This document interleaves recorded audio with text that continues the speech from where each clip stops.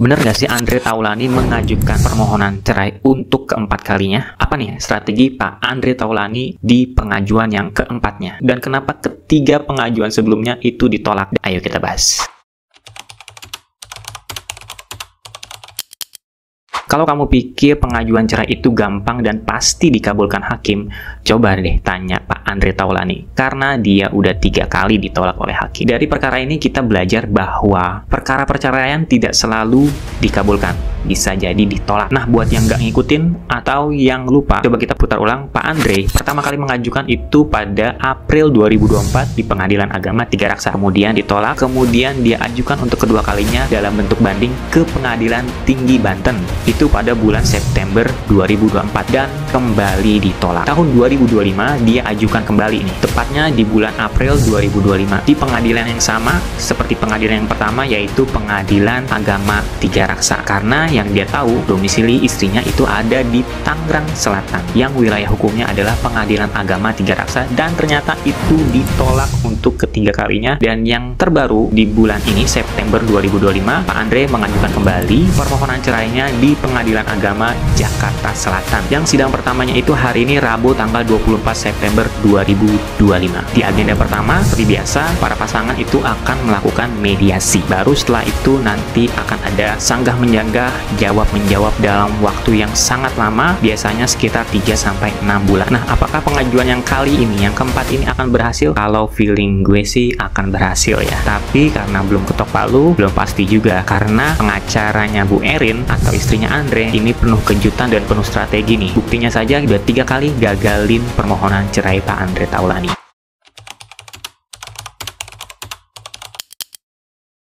Apa aja sih kesalahan-kesalahan Pak Andre sehingga dia ditolak ketiga kali? Ayo kita bahas satu persatu. Dimulai dari pengajuan yang pertama di PA Tigaraksa. Di pengajuan yang pertama, sebenarnya Pak Haji Andre ini masih menutup-nutupi aib istrinya ya. Sehingga di dalam gugatannya pun itu hal-hal apa saja yang membuat mereka bertengkar dan berselisih itu tidak dijelaskan. Dan ini fatal ya, karena hakim tidak bisa memutus pernikahan kalau mereka menganggap pernikahan ini masih harmonis. Jadi memang dan penting sekali untuk membuktikan bahwa rumah tangga ini sudah sangat tidak tertolong dalam tanda kutip. Dan ini gagal dibuktikan oleh pihak Andre Taulani dan beberapa hal lain yang disensor ya. Kita nggak bisa buka ke publik. Alasan-alasan lain itu ada di putusan di sidang pertama. Tapi kurang lebih yang paling krusial itu adalah hakim menilai bahwa rumah tangga ini masih bisa dipertahankan dan masih dalam kategori harmonis, sehingga pengajuannya dibatalkan atau ditolak oleh majelis hakim di sidang pengajuan yang pertama di Pengadilan Agama Tigaraksa. Tidak puas dengan hasil itu, Pak Andre mengajukan kembali banding ke Pengadilan Tinggi Banten. Tapi sayangnya, atau di proses banding, memberikan putusan yang sama dengan PA Tigaraksa. Singkat cerita, akhirnya Pak Andre mengajukan untuk yang ketiga kalinya. Tapi ternyata ada kesalahan yang sangat mendasar, yaitu tentang wilayah pengadilan yang berwenang. Jadi buat yang belum tahu, tidak semua pengadilan agama itu berwenang untuk mengadili perkara perceraian. Jadi perkara perceraian itu tidak bisa disidangkan di pengadilan agama mana, hanya bisa di satu pengadilan agama saja,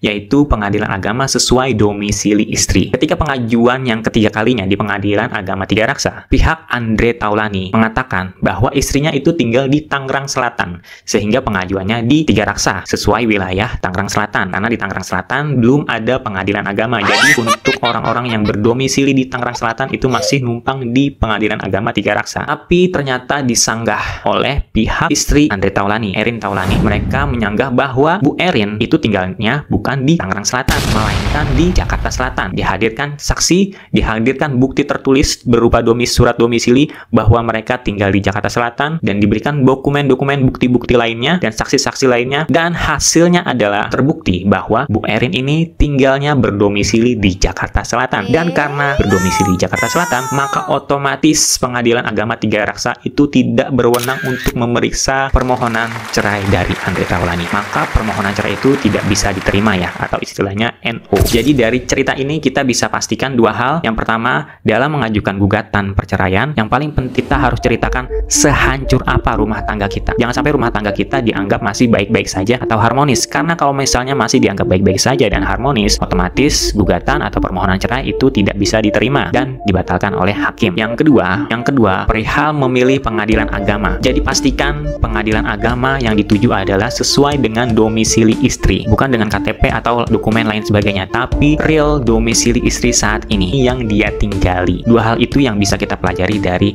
Pak Andre Taulani.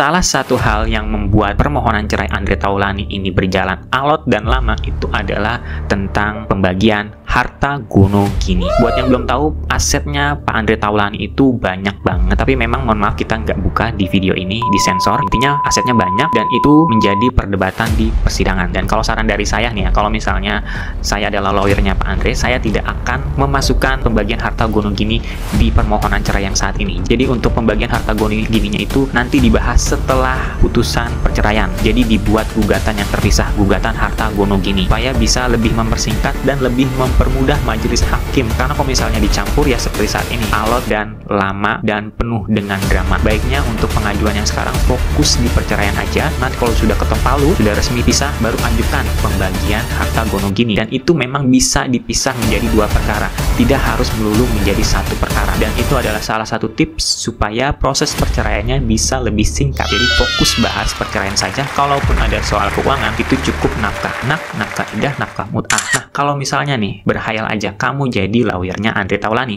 langkah apa aja yang akan kamu ambil supaya persidangannya kelar lebih cepat dan bisa dikabulkan? Kita diskusi.